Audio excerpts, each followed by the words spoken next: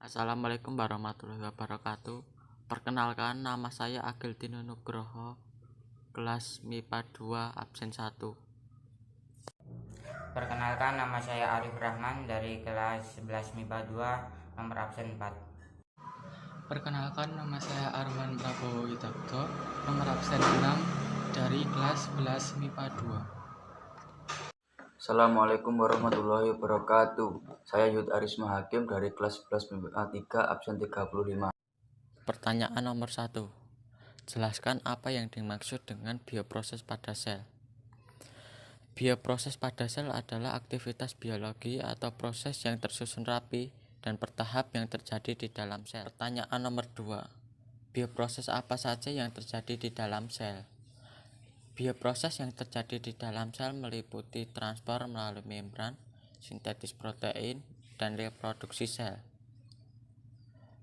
Transport melalui membran yaitu perpindahan molekul atau ion yang melewati membran, yang mana transport melalui membran dibedakan menjadi dua macam, yaitu transport pasif dan transport aktif. Transport pasif merupakan perpindahan molekul atau ion tanpa menggunakan energi sel yang terjadi secara spontan mengikuti gradien konsentrasi. Contohnya difusi dan osmosis. Transport aktif adalah transport yang memerlukan energi untuk melawan gradien konsentrasi, contohnya pompa natrium kalium, endositosis, dan ekosistosis. 2. Sintetis protein. Sintetis protein adalah proses penerjemahan gen menjadi urutan asam amino yang akan disintetis menjadi polipeptida atau protein. Sintetis protein berlangsung di ribosom. 3. Reproduksi sel. Reproduksi sel merupakan proses penggandaan materi genetik atau DNA yang terdapat di dalam nukleus yang menghasilkan sel-sel anakan yang memiliki materi genetik yang identik. Reproduksi sel terjadi karena peristiwa pembelahan sel secara mitosis.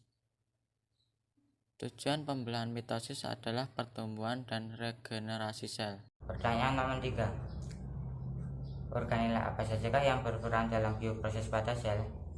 Organela yang berperan dalam bioproses pada sel antara lain mitokondria dan kloroplas. Di dalam organel mitokondria terjadi proses metabolisme pemecahan glukosa menjadi energi dengan bantuan oksigen atau yang sering disebut sebagai proses respirasi aerob.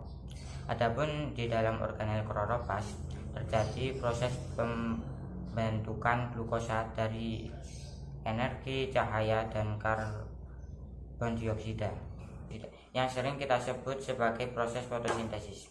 Pada dasarnya semua organel di dalam sel melakukan kegiatan bioproses. Namun biasanya bioproses diwakili oleh respirasi yang terjadi di organel mitokondria dan fotosintesis yang terjadi di organel kloroplas. Nah, kedua organel ini tersebut merupakan organel otonom yang dapat bekerja secara mandiri karena telah memiliki unsur DNA dalam organelnya. Pertanyaan nomor 4. Organela apakah yang berperan dalam pembelahan sel?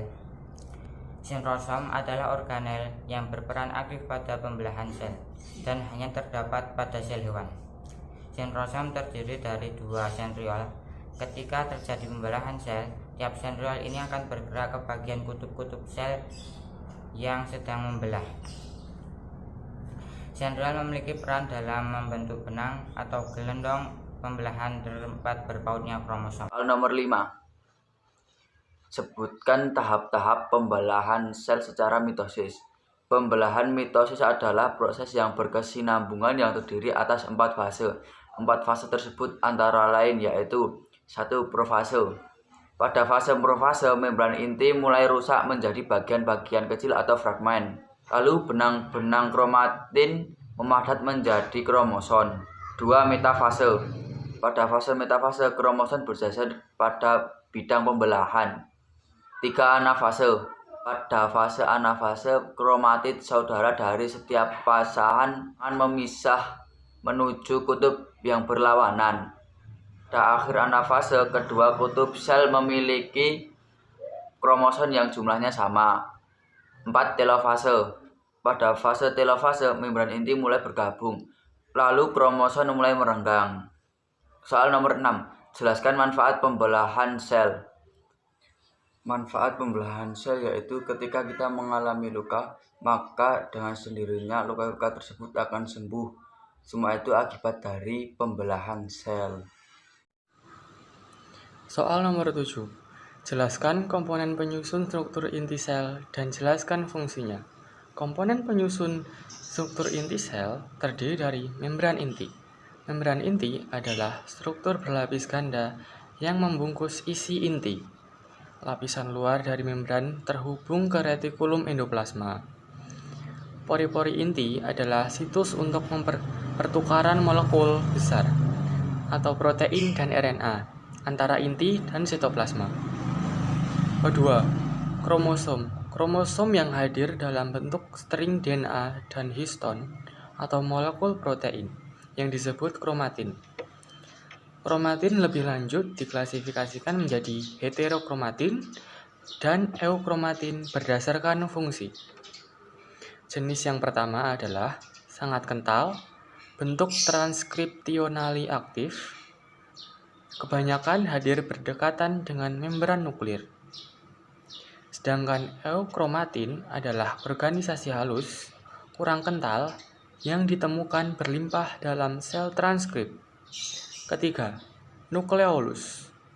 Nukleolus adalah berbentuk struktur padat, bulat, ada di dalam nukleolus. Nukleolus memainkan peran penting untuk sintesis protein dengan memproduksi ribosom. Ribosom adalah organel penghasil protein sel. Soal nomor 8A. Asam nukleat yang berperan dan fungsinya yaitu asam nukleat terdiri dari DNA atau deoksiribonukleik asid. DNA mempunyai basa nitrogen yang terdiri dari guanin, adenin, timin, dan sitosin. DNA berperan dalam mengontrol sintesis RNA di dalam sebuah sel. Kedua, RNA atau ribonukleik asid mempunyai basa nitrogen terdiri dari guanin, adenin, urasil, dan sitosin. RNA berfungsi mengarahkan proses sintesis protein. 8B. Peta konsep proses sintesis protein yaitu peta konsep proses sintesis protein seperti di bawah ini.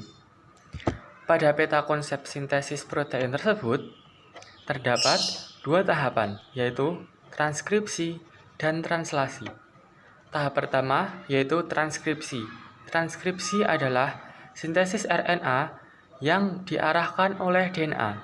Transkripsi ini terjadi di nukleus, mengandung gula deoksiribosa, basa nitrogennya A, G, C, dan T. Tahapan terdiri dari 3 tahapan yaitu 1. Inisiasi, 2. Elongasi, 3. Terminasi. Kedua, translasi. Tahap translasi adalah sintesis polipeptida yang diarahkan oleh RNA. Translasi terjadi di ribosom. Memiliki 3 tipe yaitu tRNA, mRNA, dan rRNA. Mengandung gula ribosa, basa nitrogen terdiri dari A, G, C, dan U.